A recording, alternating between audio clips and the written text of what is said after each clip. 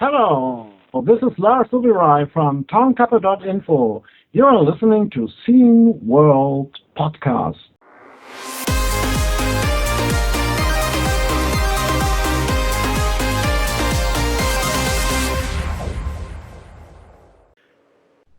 Hey y'all, this is the Scene World Podcast. I'm AJ. Joerg is in Germany that way. Yeah. Touch the microphone. No, the camera. Elliot. Sorry, that was my ET reference. In a minute. Yeah. In a minute, we're going to be talking to Kristin Baesse from Reporters Without Borders, the Uncensored Library. This is a good one. This is a biggins as well. I mean, this isn't. This is one of those ones where we look at each other and we go, "What are we doing here?" But or why are these people? Why are they talking to us? But it is awesome, and I hope everyone sticks around and watches that.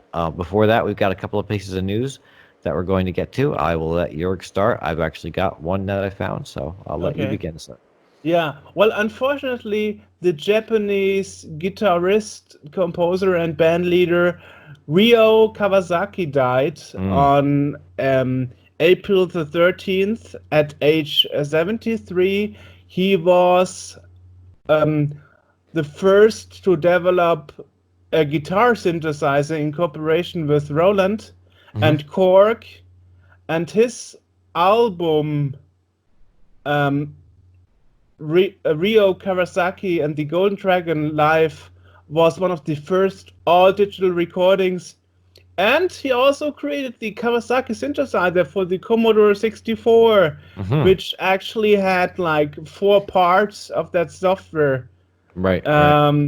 Which is quite interesting because we often discuss that not so much can be heard about what came from Japan for the Commodore 64. So that's definitely a biggins.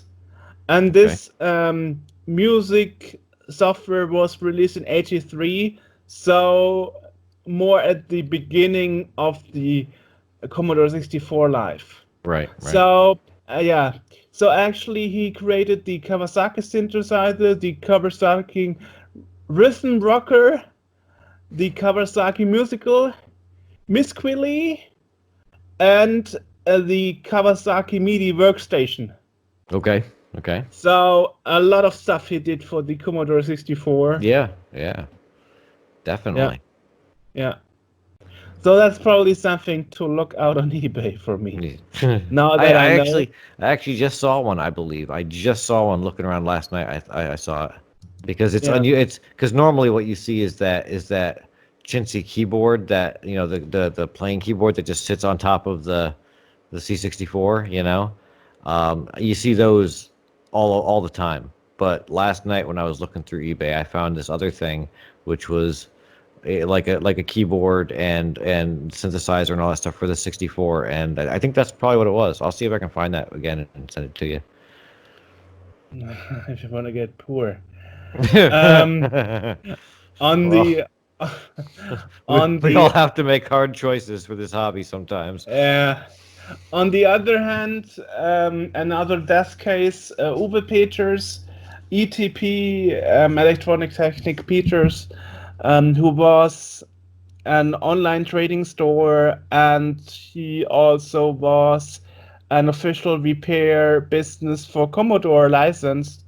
And he died on the 13th of March at the age of 80. And his daughter actually wrote on his homepage that orders can still be placed. Of course, they will getting out delayed because she's not an expert. But that's good to know, because we always worried what happens if he dies. Will the family just trash all the stuff or sell it in huge quantities on eBay? No, they're actually keeping the mail trading business open. Okay. So orders can still be taken. There you go.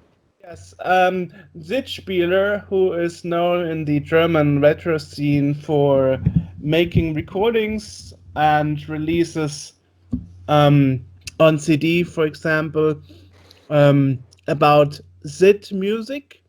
Actually released an album with recordings from Crystal Speck's To Be On Top album. Right. Well, To Be On Top is a game, because Crystal Speck originally wanted to be a game designer, and To Be On Top is the game where he actually did the game design for the game. So it's a music game where you try to be on top of the charts. And yeah, so very cool. Yeah. Very cool. I've got one here. There's a guy called Pablo Roldan, I believe. It's an A with a ring over it in the last name. Roldan. He's a 3D artist and designer, and he has designed a case for Gideon's Logic's Gideon Schweitzer, rather. Gideon Logic, yeah, that's his name. Gideon Schweitzer's Ultimate 64, right? So this is a brand new case.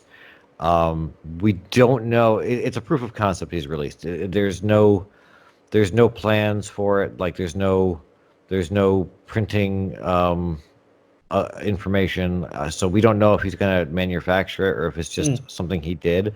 It looks really cool though. It looks like the 64C case with a little bit. The vents are different, and it's got an extra light on top for the drive, and it's got a very Amiga-esque, like the side door, like the Zorro port expansion on the side. It looks really cool from the pictures that I'm looking at of it, and I'll probably be plopping them on the screen while we're talking. But again, no one knows really what he's doing aside from just being like, hey, here's a case that I designed. So maybe he'll sell it. Maybe he'll release the printing files, whatever they're called. The you know what I'm talking about.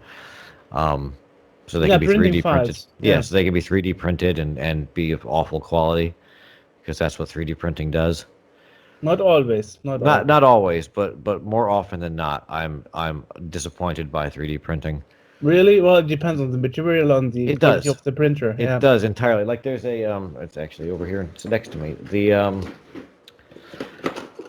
like for instance, the FM YAM cartridge is 3D printed, and you can tell looking at it that it was 3D printed by the texture of the cartridge. But this was very well done. It feels nice. It's smooth. Exactly. When you look at it, you can tell, oh, this was 3D printed, but it was 3D printed well. Yeah. I've got other things that were 3D printed, and it's like, oh, that was 3D printed.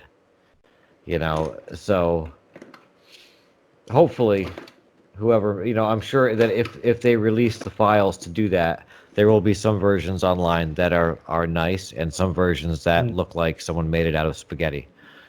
Yeah, well, other death news, unfortunately. Well, this is getting depressing. Yeah, man, you're bringing me down. Bytor by Eaglesoft Incorporated unfortunately died of a heart attack on the 24th of April. Yes. Yeah. Well, I plan to stay alive and keep SteamWorld around for another 20 years. Me too. And just to lighten them a little bit after all that, I'm gonna here's a video of my dog printing out with Print Shop.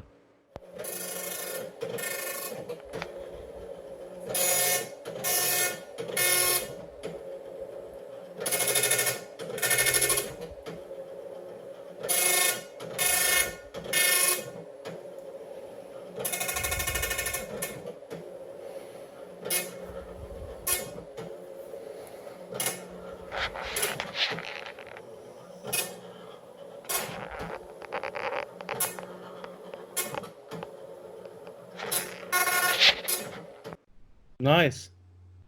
Okay. I just posted it on Facebook before, and I figured, we'll reuse it here. It's cute. It's cute, and he makes people happy. Sure. So, news. Messiah products are still. We talked 2 podcasts ago, maybe 3, that Messiah products were out of stock. Back they're, in. they're still out of stock. Oh. That was the headline. They're still out of stock. I Yeah. thought you were like, some good news. Yeah, No, back in no, no, stock. no, no, no, no. Still bad news. They're still out of stock. But out of stock is better than discontinued. Yes, that is true. That is true. That because there's still hope that they will be back in stock. Hmm. Um, Well, I there's got news. Hans Ippisch announced links to news media all over the world and Okay. Germany, stating that the first editions of their new Intellivision console, Amico, can now be exclusively bought from Saturn and MediaMarkt, which is interesting because Saturn and MediaMarkt are physical stores, so I suppose you can order them online because I don't think anybody wants to go there in person right now. So we link to that news piece in the podcast description, of course. yeah. Other pieces of news is that Scotty Allen, which we had a few podcasts ago about the right to repair stuff, and that we did because he's the iPhone guy, Yes. and he also worked together with iFixit, which we also interviewed. Yes. And he released a video on his YouTube channel, Strange Parts, a few days ago that he won't be doing any regular video filming in the future because he can't travel anywhere. So all his travel plans and all his plans for video production this year has been cancelled, and now he's trying to release videos about projects that he never really completed. Right. Like he got the filmings done, but he decided it was not good enough for releasing. Maybe he's releasing that now. And he is thinking about projects, small projects, do-it-yourself projects or something that he can record and do in his place in New Mexico, where he is residenting right now. He is out in the woods somewhere to be safe of the pandemic. Okay. So, yeah, that is actually the plans he has. And we will link to that video also down in the description. And speaking of the pandemic, double-sided games, in order to help ease people's suffering through this, they have made 3 of their games, Vegetables Deluxe for the C64, L'Abbe des Mortis, L'Abbe, I don't really know how to say that word. It's French-ish. For the C64, which is a great game, and Fire for the VIC-20. These are free. Wow. To help pass the time, and they say that they will stay free going forward. So nice. Yeah, where they were previously $8, $5 for the VIC-20 game. Now they're just free. You can just get them on doublesidedgames.com. We'll put links to everything down there. Help pass the time while you're stuck at home. Nice. Yeah, well, that were the news bits from my side. That's what I've got here as well. So there is another thing here that I just recently discovered, and this is from the beginning of the month, I guess, and it's a new cartridge for the 64. It's called Kung Fu Flash. So this is kind of a it's almost like a Easy Flash with an SD to IEC sort of thing built in, right? So it can emulate different cartridge types. It can load PRG files and D64 images. All you need to do is put them on a micro SD card, stick them in there's a built-in launcher with it. There's 3 buttons: a reset button, a menu button for starting the launcher in the cartridge, and a special button that would be used by your freezer cartridges, like if you have a super snapshot or something like that, it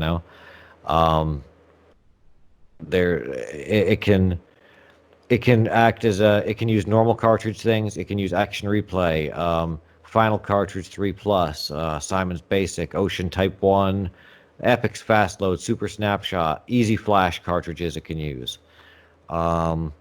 It can do, CRT images, disk images, D64, 71, 81, program files, firmware update things.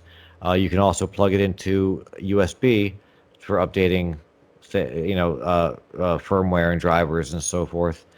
So it's really, there's lots and lots of options with it. It looks like a really good cartridge. There's only And one. where's the point where it annoys you? I don't get it. It will only work with PAL C64s, and no, Oh, and it will not work with the Commodore 128. really? Yes. So it's not. It will not work with the NTSC version is not currently supported. Disk drive Currently emulation. supported. Yeah. Okay. Disk drive emulation uses kernel vectors and will not work with fast loaders.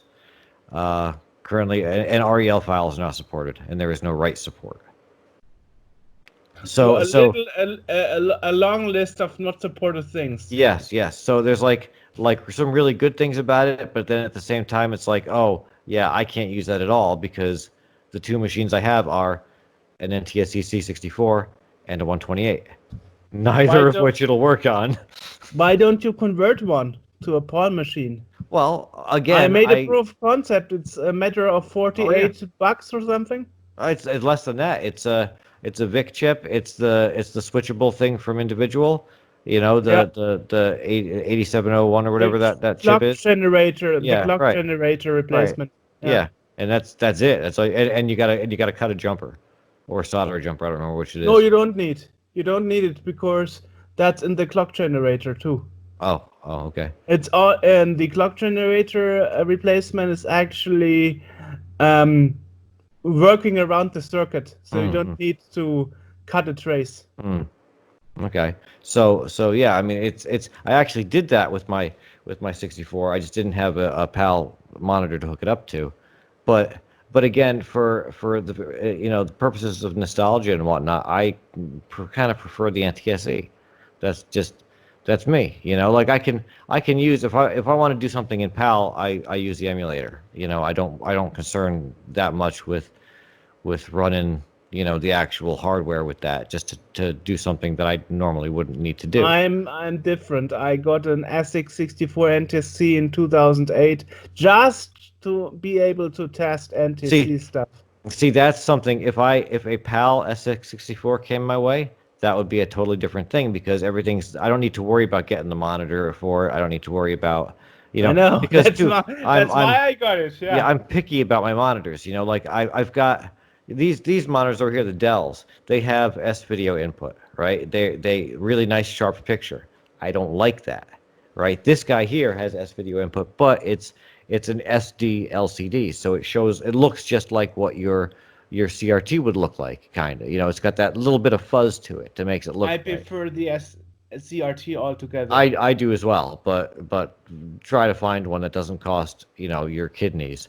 In Germany, no problem. Yeah, well, maybe because here in Germany, all things are NTSC compatible anyway. Right. Unlike in USA. Yeah. Because I remember the video from the 8-bit guy where he had to try like 3-4 monitors until he found one that would show the picture of the C64 Mini PAL. Yep. And here in Germany, it's like no issue. Yeah, exactly. Yeah, no, most of the things in Europe, most monitors in Europe will handle NTSC. For some reason, in the US, not monitors, but at least TVs. Yeah, but monitors as well. 1084 is only black and white, of course. Right. But there is a 1084 that is dual. The 1084 DS is NTSC and PAL. Didn't know that. Switch. Okay. Yes. But yeah, I mean it's hard to find them in the US. So it's kind of it's more of a project than really is important to me. I use the TV for my NTSC 64. If someone wants to send me an SX64, my email address is derision@sceneworld.org. By all means, let me know. I will be happy to pay for shipping. That's how I got this. That's how I got the Amiga. Someone offered it to me. So, hey, I will be more, and I'll even mention you on the podcast. Hey, maybe you can come and be a guest. We can have a special guest, a special episode for people, special episode of people that gave us stuff. Yeah, a special episode of people that gave stuff to us. That would be pretty cool. Mm-hmm. So, Alrighty. yeah. Otherwise, yeah. That news part went 7 minutes already. Yes, that was way more than I wanted to do for that. But yeah, so getting on with things. Ready. I'll just Right. end that now. Nice. Well, Nice. So in that case, we should head on over to the Uncensored Library in Virtualville of Minecraft, Minecraftian. I don't know what I was gonna do something with that and I forgot what that was. But It yes, slipped out of your mind. it did. There's no craft in my mind at all today. But yeah, see what I did there. Ooh. But Kristin, Not Minecraft, it's Minecraft. yes, yeah. So Kristin Baesse is waiting over there in the past, kind of a little bit. So we're gonna go and check out what Reporters Without Borders is doing with the Uncensored Library. See ya. Today we are talking to Kristin Baesse from Reporters Without Borders, and you are Media and Public Relations Officer at Reporters Without Borders, right? Yeah, that's right. And it went through the media recently that actually Reporters Without Borders in Germany made a new way of accessing forbidden information in countries where the press isn't very free. And to reach this, you actually use a virtual library in Minecraft. That's right. I mean, we used a very uncommon way, I would say, to overcome censorship, but this was because we already had a similar campaign 2 years ago, which is called the Uncensored playlist, and there we used streaming platforms to overcome censorship, and this is how we wanted to continue this way of overcoming censorship in autocracies. So this is how we had the idea to use Minecraft. Interesting. So what kind of when we talk about countries that censor what's coming out, we're talking about places like China and probably like North Korea, stuff like that, where they really have a lockdown on what the press says and what gets out about them. What sort of things were done before this to try to get information out? Yeah, I mean, people always have certain ways to overcome censorship or to try to get information, for example, through VPN clients. So people, if they are tech savvy, I would say they have ways to find information they're looking for, but it's not accessible for everyone, especially not for young people. So. Right. So how did this idea of using the Minecraft environment actually sprung up? I mean, it's a pretty unique, I would say, starting point. Especially why don't you explain what Minecraft is to some people? Because you think it's fairly ubiquitous, and I thought I had a good grasp of what Minecraft was, but I've never actually played Minecraft, and so in researching this, I was like, oh wait, no, this is way more than what I thought it was. I mean, it's like an open world game, so everyone can access it from all over the world, and people can build their own worlds with little blocks. So this is how the game looks like. It's this optic of blocks. People can build their own buildings, and this is why we kind of chose this game, because it's accessible by everyone. People can create their own worlds, and also it's played by so many people around the world, by millions, hundreds and millions. Yeah. Right. So I get it's actually not meant only or primarily to get access of forbidden information kind of for the already working journalists, but especially for young people, younger generations that probably used to play Minecraft. Exactly. I mean, that's why we chose Minecraft to actually also target young people, because, I mean, it's really sad that young people around the world can't have access to free information, and they play this game. We can really engage them with this game because they go onto our island and to the server, and then lots of people already write like, wow, this is such an amazing building, because it's, even for Minecraft players, it's really like amazing how the library looks like, and it's very impressive. And this is how we engage people from the beginning, because we get them into, like, they see this building and then they're interested and look at the content and start to talk to each other. So it's all, Minecraft is really good to engage people, I guess. Yeah, I'm looking at a picture of the building right there, and I mean, it is very impressive. And when we put this podcast out, we'll put a picture of it over here. Perfect. So people can see what it looks like. I mean, it looks. When I think of Minecraft, I think of basically Lego, and this thing is a massive, a colonnaded building with the dome and the statue in the front and everything. It's really well made and very impressive. Mm. Yeah, I mean, our agency worked for like 3 months. They took, and it was 24 people that built the library. So, I mean, they actually have to put the blocks on top of each other. So right. Kind of physical work. So that's why it took so long. Yeah. Interesting. Yeah. Actually, interesting to mention maybe. In my free time, I often talk to people from other countries and so on, and I learned that some Chinese people even don't know about the censorship, pretty young ones. I spoke to one that moved to Norway to actually study abroad, and just after she was in Norway, she realized, oh my god, there are so many homepages I can't access within China. And when you mentioned services like YouTube or Facebook or whatsoever, they usually say, it's probably bad connection or something. And so I wonder if you got any feedback from any youngsters in those countries that weren't aware that some things aren't accessible and just found out thanks to your library. I mean, of course, they didn't know about this content because it's not accessible in their countries.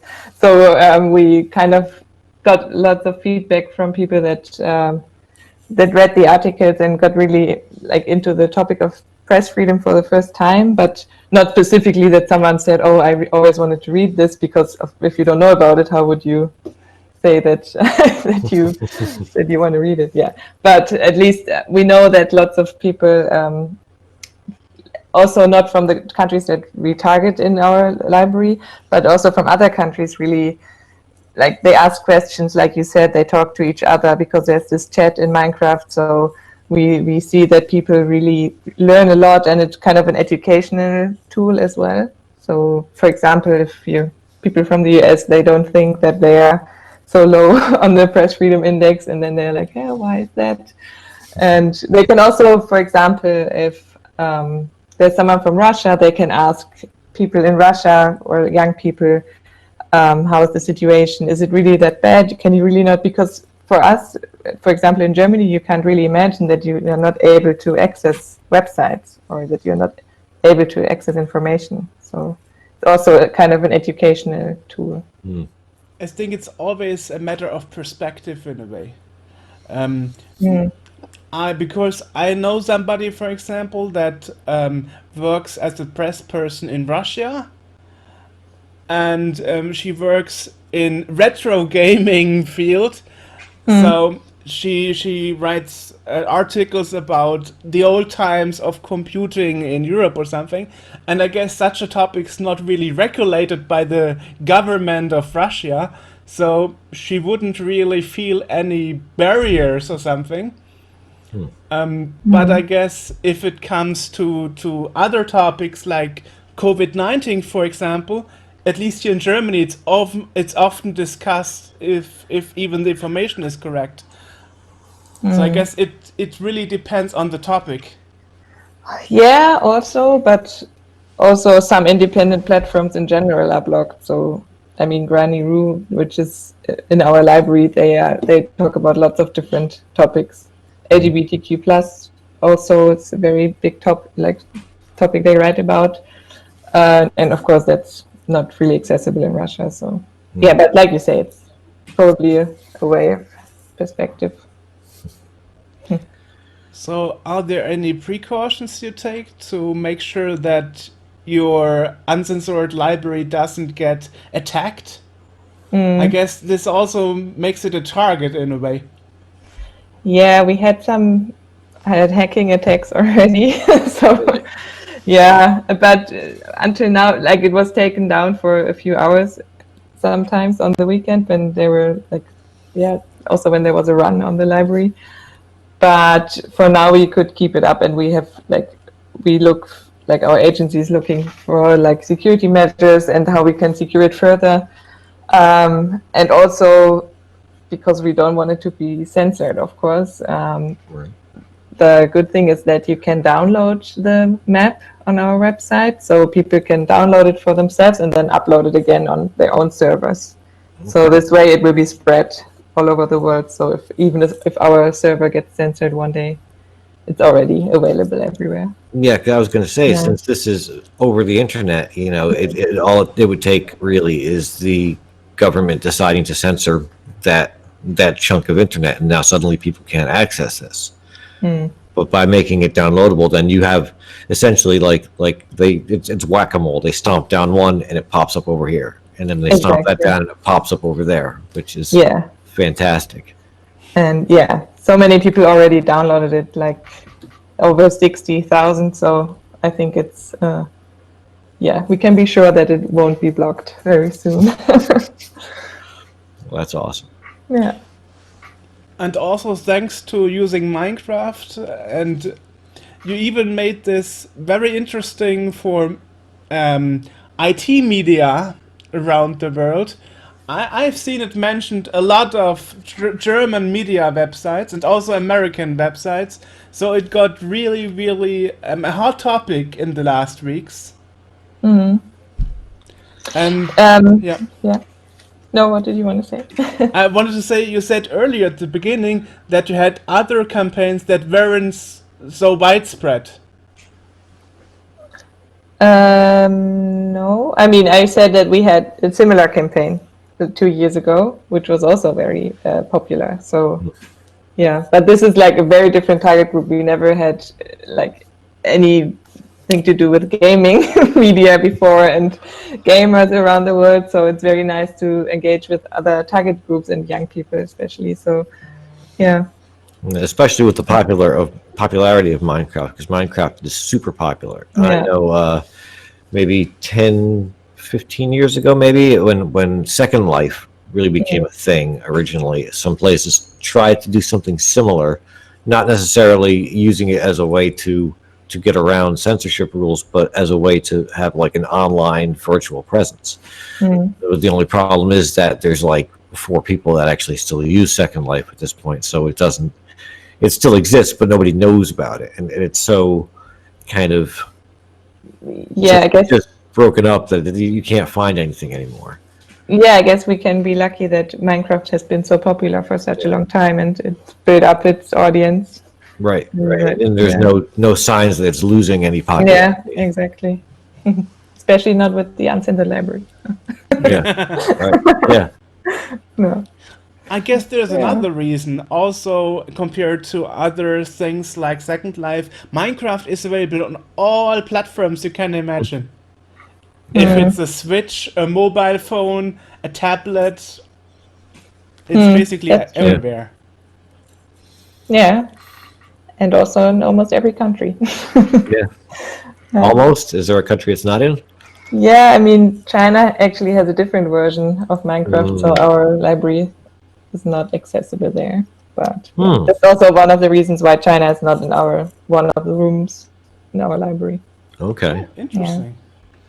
As you said, a different version of Minecraft. Are you working on something, maybe, to get this hole closed?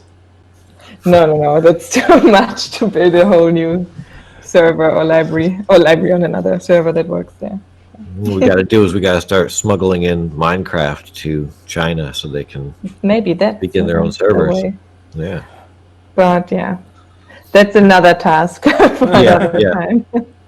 That's like that's kind of weird because that's almost like the state-run, like North Korea has its own version of an operating system for the computer, which is, I think it's Linux-based, but it looks like looks like a kindergartner tried to draw windows, basically.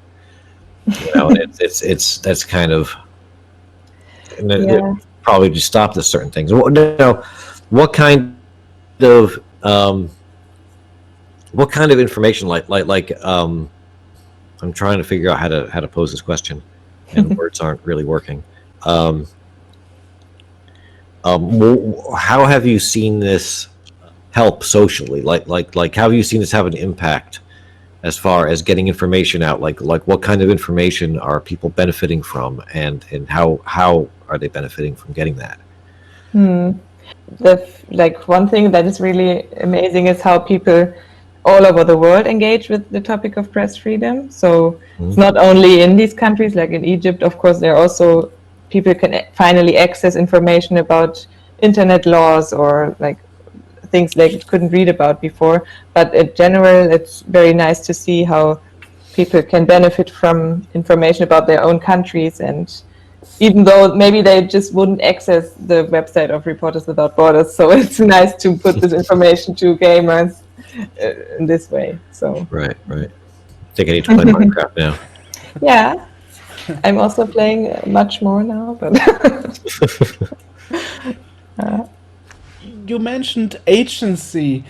So is it Reporters Without Borders themselves that created this library, or is it some external agency? external, of course. We don't have the knowledge to build a library in Minecraft. So it's actually Blockworks. They have lots of projects and build lots of buildings in Minecraft. That's also for educational purposes. So they build the library for us because it's a piece of architecture. So it takes more than Reporters Without Borders to do this. And it's not only Blockworks, it's also a creative agency that we had. They did like all the artwork and the design. So it's a lot of people that were involved. Yeah, you never know. Yeah, I'm still looking at pictures of this, and it is really, I mean, I'm reading that there are actually teleporters in the place, because trying to explore the building on your own would take you your entire life. So there's... Yeah, it's very big. Yeah. That's true. Yeah, that's why we have the teleporters to get from one place to another, and also to, so that people don't get lost. That is excellent. That is amazing. Yeah. And it comes at a great time. Well, it's not a great time because there's lots of stuff going on. I just, especially with the COVID-19 thing, we're all kind of stuck at home and getting out to find a lot of stuff. And people are spending more time, I feel, online learning things. Classes are being held from home. Schooling is being done from home. And to have something like this that younger people and older people, I'm sure that there's older people that play Minecraft. I'm not gonna say that it's just children, but it's nice to have access to this sort of thing. Yeah, it's kind of this mix of gaming and education. Yeah. That's really, really good and important, I guess, in these times. Right. Now I wonder, how do you go about expanding the library in the future, maybe? I mean, one thing of a library is it's expanding with the years, when more knowledge is being created and written down in books. Do you have a plan for that?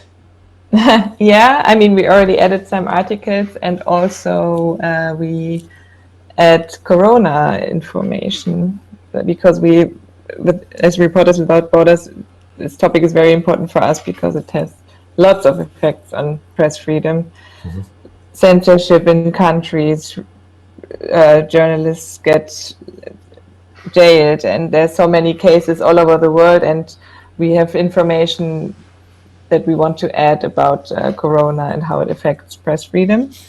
But this is more general information and not articles that are censored, but also we were planning to add more countries, but of course it's really hard because we have to build more rooms and we can't do it. So Blockworks has to build it for us, and it takes lots of time. So we are working on it, but it's How does the COVID the current COVID pandemic affect press freedom? Because that's an interesting topic. This is a little off topic from what we're really talking about, but how, in what way does that affect like the freedom different of ways. For example, I mean, in China, we could see that journalists were killed, or they were like suddenly they were not seen anymore because they were reporting from Wuhan, like from the center of the epidemic. So they were really like they were trying to uncover like, what was going wrong and how China was dealing with the crisis. So, like I said, there are repressions on journalists in many countries. Laws are being changed, like in Hungary last week, so that governments have even more power to restrict information. They can only say that true information can access the public. So it's even like it's very, very sad to see how like rights are being restricted, like rights like press freedom or freedom of information. Right. Yeah. I saw somebody. I spoke to someone the other day that we were talking about all the things that are happening right now, as far as taking away individual rights in order to save the rest of us. And the comment that they made to me was that it's real easy to do this and use this as the crisis as an excuse to do it, but it's harder to put it back the way it was. That's true. Like, even if it's individual rights, like, I mean, it's not even an individual right to say to say the truth, but like, it's the right to say what we want to say, and freedom of information is so important. And right now, it's really restricted all over the world. So not only that we are not allowed to go outside or anything, but right, yeah. Now this is the Uncensored Library, but there's a difference between being uncensored and being correct, right? So how do you kind of vet the stuff that's in there? Do you like verify that the stuff that is being presented in the Uncensored Library is not propaganda or something that is untrue? Because when you're arguing for uncensored press, that could also be, saying something that's totally untrue, in order to pass agenda. Of course, we selected, like we curate all the articles. So we, as Reporters Without Borders, we made contact with the journalists and the media outlets. So we know some of them already, and they are in our network, so we know that. What they write, and we also checked, of course, if it's correct as far as we could. But yeah. Okay. So this looks like a fantastic resource for people. Now, do you have any concerns about because the more people know about this, the more you can be. You mentioned being attacked a couple of times. Having a couple of that, but are there any worries going forward as more people learn about this that is going to come under greater fire? Not really. I mean, because governments don't really see a computer game as a threat to their power. So even though we reach lots of people, they don't really see it as a threat. Like also with our streaming, like the campaign we had 2 years ago, we didn't see like any trials from governments to censor streaming platforms. So it's a similar way, and I'm not concerned that there will be even more attacks, because we can see that if there are more YouTube videos, for example, from gamers that show the library, we can see that there are a few more attacks, but for now it's we can handle it. I mean, as soon as you make an interview about it or report about it, you're always in the risk of being blocked, Could also happen when we release this podcast episode, that in a few weeks we are not accessible from we're not going to be in China anymore. Maybe.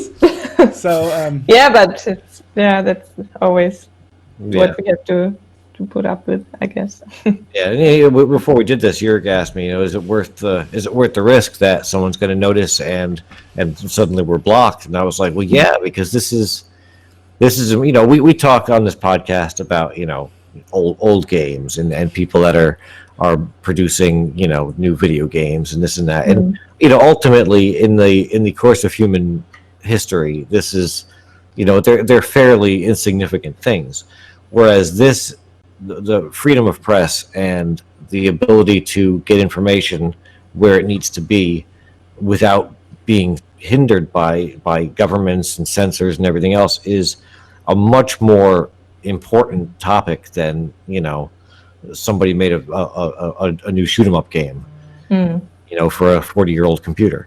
So, I said, yeah, it's absolutely worth the risk, even if we get canned out of a couple of countries. Yeah, this is an important topic to talk about. This is something people should know about, and if our 6 or 7 listeners will now know about it, then that's 6 or 7 people that didn't know about it before. Yeah, and what you're saying is exactly what shouldn't happen, that people censor themselves because they're scared of what's happening and that they get censored. Right. Because that's exactly maybe what's happening in Mexico, that people don't publish because of course it's different, but because they're scared that they will be killed. I mean, can't be like that. Yeah, it's really sad. So thank you for publishing it and spreading it. But when we figured out we have an editor in China, I guess if we can't access our website anymore, we will know soon enough. We'll be in trouble, but that's okay. Only for human rights. Actually, we had an interview about archiving information and so on with the Internet Archive a few months ago. And I wonder if that is something you consider, maybe co-hosting it on the Internet Archive or something. Yeah, interesting. Actually, we didn't think about that before, but good point. I even know the people in charge. Maybe I can give you some email addresses if you are interested. Yeah, of course. We always we also learn every day. We learn something new from people that write us and maybe want to host the library on their server, and we don't know how to handle that. So we learn something new every day. So if you want to pass on the contact, would be nice. Excellent. I mean, researching about Reporters Without Borders, I actually figured you're originally a French organization headquartered in Paris, and you are pretty large. So I was wondering, maybe you have the resources already to think about how to archive it or something. So I'm a bit surprised you said you're using external agencies so a lot. No, because the German bureau the section is separated from the Paris headquarters. So we are our own organization, kind of quite big. So it all comes from the German section and not from Paris. So, but it's still, of course, it's an international campaign. But we planned it and implemented it, and now following up with it. So we don't have the resources.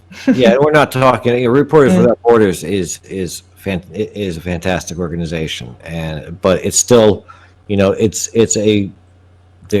reporters and it's people working to get information out. But I'm looking at a thing here that's, there's 146 correspondents out in the field, and there's 57 salaried staff internationally.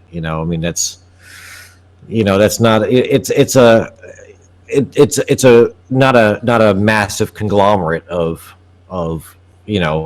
people and reporters and different there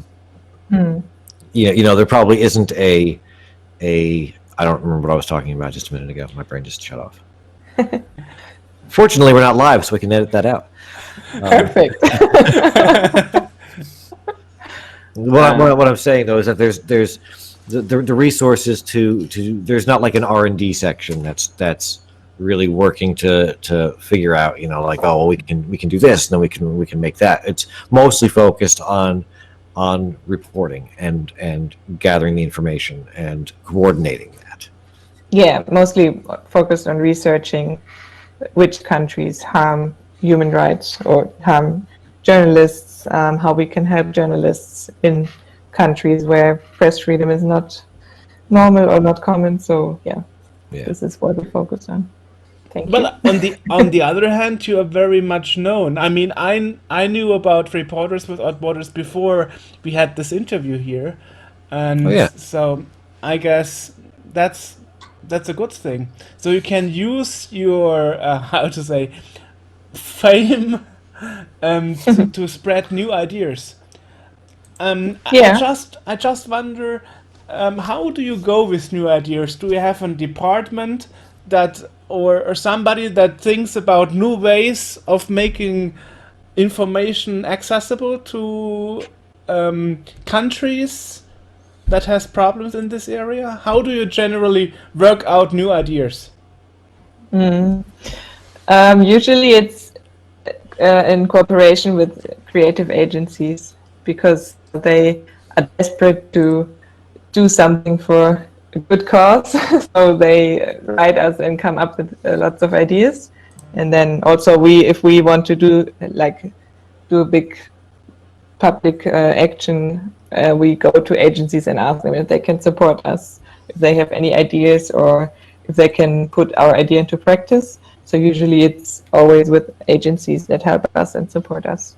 Because like you said, we have resources in research and like writing about where press freedom or human rights are heard all over the world, but we don't have that many resources like putting creative actions into practice. So Right.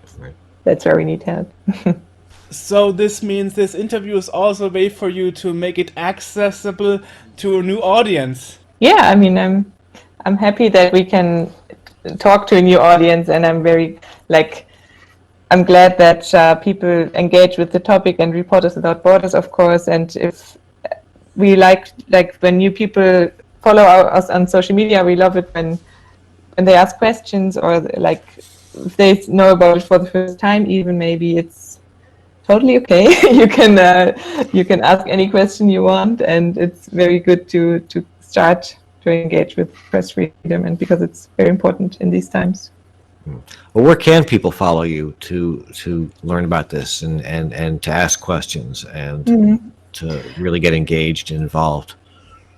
Mainly Twitter. We have lots of posts, like tweets every day, and Facebook. We have lots of videos.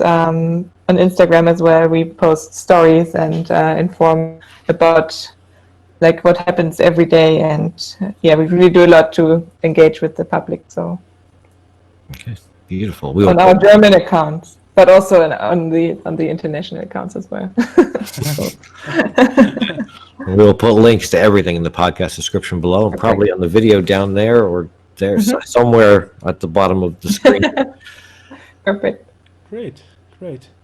I'm looking here at the Reporters Without Borders site, and they're talking about the different how the COVID-19 thing has hurt it, and there's Myanmar is blocking sites because of fake news, and it's you would think with a crisis like this, the countries would want information to get out there and want people to know what's happening so that they can best coordinate, how to, because if I'm in the U.S. and if we didn't know what was going on outside of here, if we weren't aware of what was happening in China and in Italy and all these other places, we wouldn't take any of this seriously.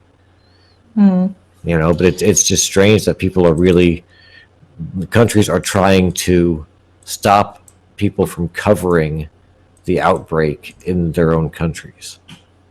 Of course. I mean, that's always strange. Why don't want governments to their people to be informed about things that are happening in the countries?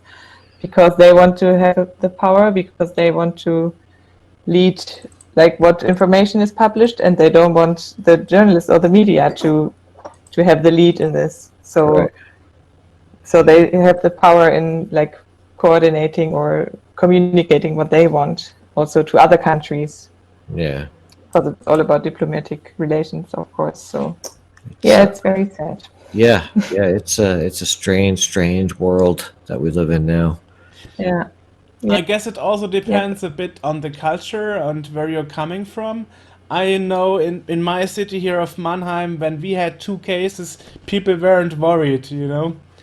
But when I talked to a friend in Istanbul in Turkey, they were totally freaking out because of 1 case. Mm-hmm. So I guess it's totally a matter of perspective. Yeah. Yeah. Or of the health system. Yeah.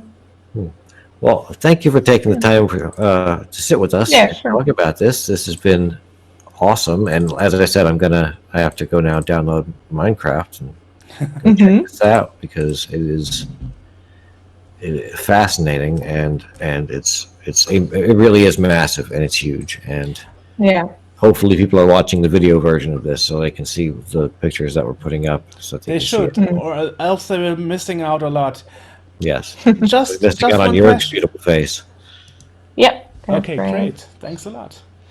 Okay. So I would say, have a nice day. I guess Yes. it's your time off work in a few minutes. Yeah, a bit more to do, but yeah, we're very busy. Like you can see, like Yeah. for the news on Corona, and so Yeah. we're busy. it's- Yeah. Okay. I needed some Yeah. emails back and forth to make an arrangement that works for everybody, so I'm aware. Right. Yeah. Yeah. Well, that's- Okay. Okay. So yeah. let's Hey, keep in touch. yeah, and if Yeah, there's thank plans, where we can do a follow up down in the future, when new things happen, if there's something that if you expand to a different platform or if there's an addition to it on this, we would love to hear from you again and bring you in again and talk about it. If you like. Yeah. It'd be nice. Great. Thanks a lot. Okay. Have a nice Thank you evening. so much. Bye-bye. You too. Bye.